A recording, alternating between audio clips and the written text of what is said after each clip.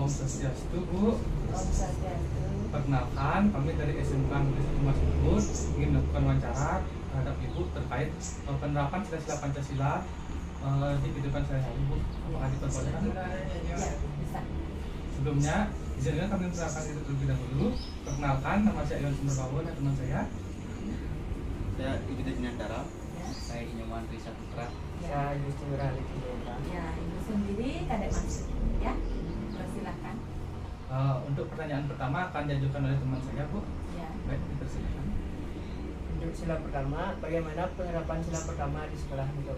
Di sekolah penerapan sila pertama itu kan berhubungan dengan ketuhanan. Berarti anak-anak itu harus dia bisa berdoa sebelum memulai kegiatan, berdoa sebelum makan, berdoa sebelum pulang. Semua kegiatan itu diawali dengan berdoa. Ya. Kemudian penerapan sila pertama itu juga ada hubungannya dengan bersikap jujur seperti itu, ya.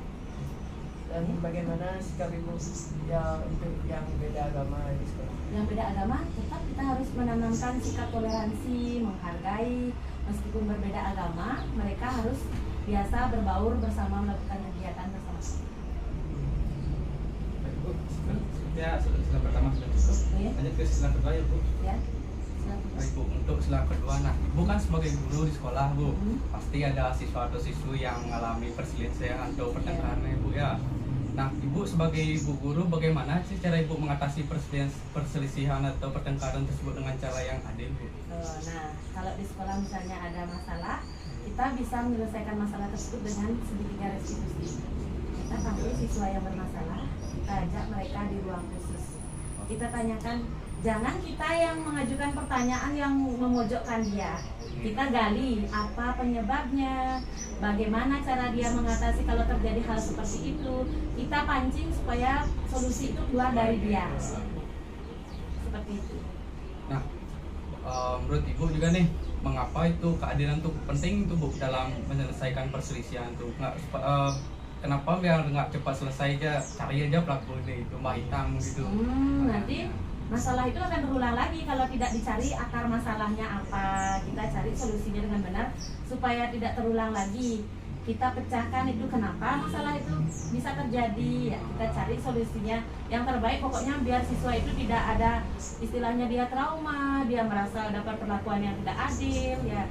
Yang namanya di sekolah kita tanamkan bagaimana dia harus bisa memiliki budi pekerti yang luhur.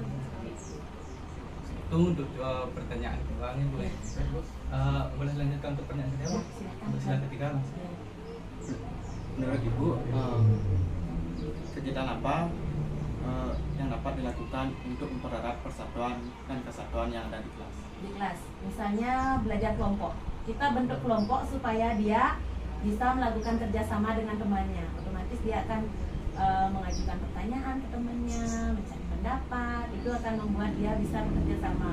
Kemudian selain belajar kelompok juga permainan, kita kasih dia permainan yang membutuhkan kerjasama. Ya, ada lagi. Kalau boleh tahu, permainan apa aja yang biasanya digunakan? Yang membutuhkan kerjasama itu permainan meong-meong, kan? Permainan katak dongkang juga, itu juga dia. Permainan serigala, dia kan harus kerjasama dengan temannya supaya nggak sampai ketangkep. Ya, banyak ada permainan tradisional. Dan satu lagi, Bu, dan mengapa pentingnya menjaga kerukunan antar sesama murid? Penting karena kalau mereka tidak rukun kan nanti suasana belajarnya tidak nyaman.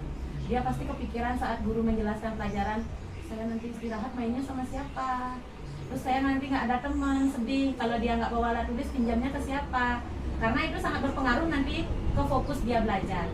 Ya. Terima kasih, Bu. Ya. Lanjut ke sila keempat. Ya. Sebelumnya apakah di sekolah Ibu sudah menerapkan gotong royong, Bu? Sudah selalu. Ya. Kalau boleh tahu, gimana sih cara Ibu biar semangat gotong royongnya para murid-murid Ibu itu semangat, membangkitkan semangatnya? Kita berikan misalnya anak-anak dia hobinya atau dia senangnya di mana. Misalnya ada yang, Bu Guru saya suka milah sampah, kan ada anak-anak yang suka milah sampah, saya Bu Guru kasih anak-anak yang milah sampah, siapa aja yang suka kasih dia di bagian sana. Yang suka motong rumput atau yang suka membersihkan kaca, kan karena sudah sering sama kita kesehariannya tahulah yang mana lebih terampil di bidang ini, di bidang ini. Dia harus yakin bisa menyelesaikan sampai selesai dan bertanggung jawab. Mungkin segitu aja ya Bu ya pertanyaannya. Terima kasih untuk waktunya. Kami tutup nanti ya Bu ya. Oh, bisa. Terima kasih Bu. Ya. Kesimpulannya di sini adalah penerapan Pancasila dalam kehidupan sehari-hari atau di lingkungan sekolah itu sangat penting dan berguna. Sila pertama yaitu ketuhanan, sila kedua yaitu keadilan, sila ketiga persatuan, dan sila keempat gotong royong, yang dimana itu sangat penting dan berguna bagi lingkungan sekolah, terutama untuk siswa dan siswi. Sekian video kali ini. Terima kasih.